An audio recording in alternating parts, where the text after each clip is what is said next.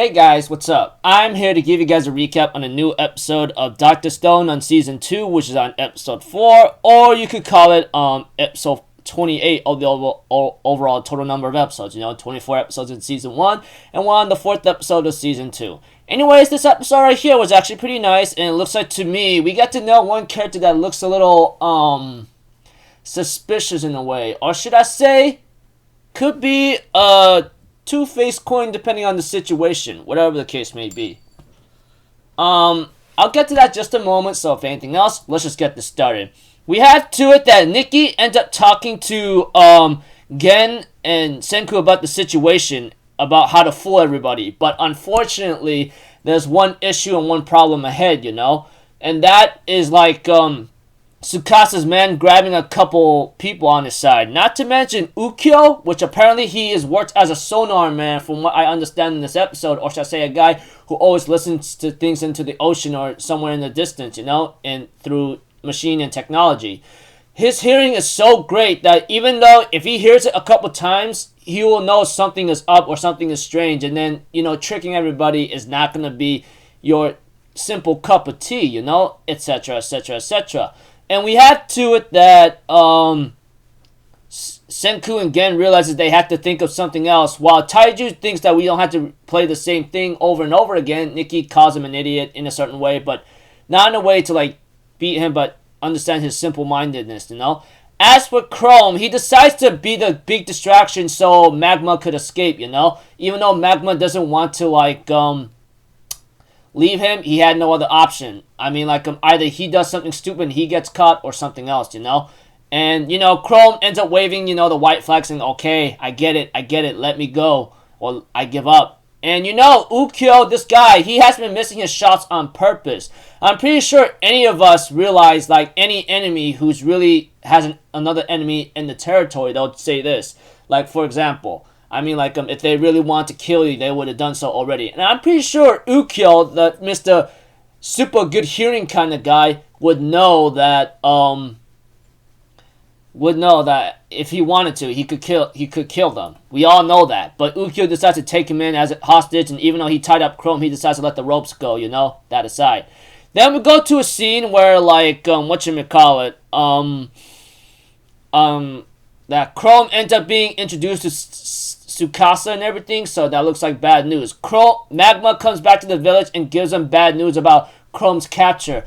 Kohaku wants to go save him, and I understand that, but we have to it that Senku tells her to calm down, we're gonna go save him, but we have to do this correctly. And that is making an automobile, I think in my mind, oh my gosh, here comes the big nasty information here and there, And, they start to make the automobile. They had honeycombs, candle wax, and then making a steam engine, and then, the furnace they used, and then, yeah, they're making a steam engine, and we have to it that, Senku's like, Chrome will be fine, as long as he doesn't run his mouth all the time. But Kohaku's like, hey, this is Chrome we're talking about. She said it twice, twice. That means, that guy has a big mouth, and he will never learn how to shut up, that's for sure. And it's the truth. We get to see how Tsukasa asks him, why did you say you're a declaration of science, huh? Tell me what's up. And Chrome's like, yeah, I'll just tell you, we got colorful fireworks, And then they go what the hell? And then we had to that they threatened to kill him, And Chrome, on the other hand, says, man, you guys are this ruthless, huh?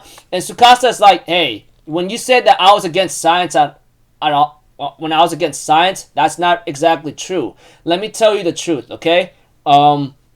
Science, on the other hand, is cool and all, but unfortunately, you don't know what kind of disasters it brings, which is which is true in the reality of things, we get to know our fair share of climate change and all that, but in terms of improving our industries and all that, we're only destroying Earth very badly, and we all know that Earth is dying, and so it's animals, etc. So I can see where Tsukasa's coming from. All I know is he implicitly tells Chrome, science alone brings disaster and war and death, and that you don't understand, And Chrome's like, I get the idea, so if you want, just go ahead and kill me. And therefore, Chrome decides to fall, it ends up falling so high up, far down to a waterfall, and, it looks like Chrome's like, okay, today's my time, whatever, we have to it that Chrome accepts his fate, but Tsukasa ends up signals Ukyo to get shot, to shoot Chrome not to die.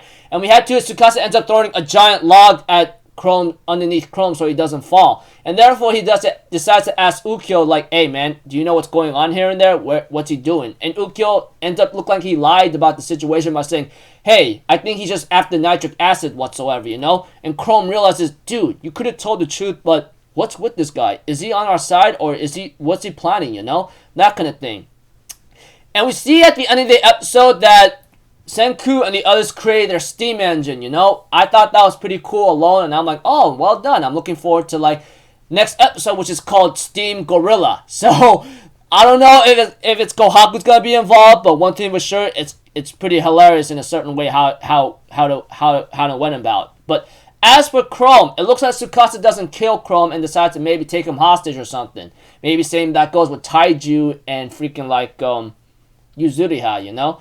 We all know Tsukasa's brain. I mean, this guy, even though he's a freaking strong primate, we all know he's also smart and intellectual. Let's not forget that. I mean, yeah, like I said, he is very strong, which we've seen in Season 1, but he's also intellectual as well. Even Senku knows that. And Senku doesn't have much physical strength. We all know how freaking weak he is. But, you know, he lost his scout, so he can't get much information out of that. And lucky enough, Chrome does not freaking say anything else. But, you know, whatever the case may be, Chrome is already, like, in the enemy territory. And Senku's like, we gotta hurry up and try to save him, you know, knowing that he can't talk and blab his mouth all the time. And let's not forget, he does blab his mouth. He did blab his mouth in this episode.